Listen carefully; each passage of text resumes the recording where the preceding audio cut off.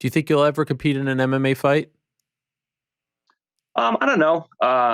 John has never been wrong. Our coach has never been wrong about John anything. Danaher, right? And The great John yeah, Danaher. yeah, Yep. John Danaher. He's never been wrong. He's like told me things, and like whether it be 5 years or 3 years or 7 years later, he's always ends up being right. And John is like, absolutely, do not go into MMA. He's like, you already make a ton of money doing this. You're considered the greatest of all time already.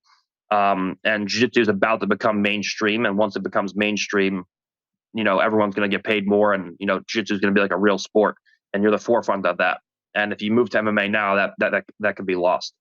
So I don't know. Maybe if one of the other guys wins from the team wins an ADCC absolute or something. I've always wanted to fight MMA, but I'm in such a good position now, and I feel like it's like kind of my job to kind of push jiu-jitsu over the hump into mainstream.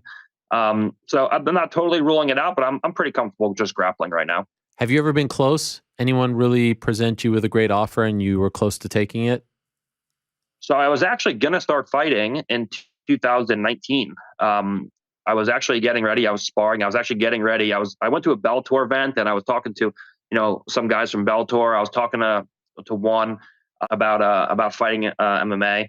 And then in 2019, right in the beginning of the year, I fought Joao Gabriel Rocha, and I tore my LCL, and I had to have surgery on my LCL.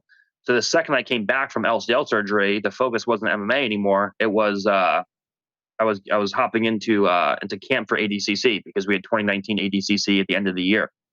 So like 7 months off surgery, I had to compete in ADCC. So that was the focus. And then I won the absolutes. And now I'm looking forward to 2021 ADCC where I have to fight Andre, which was ended up being 2022.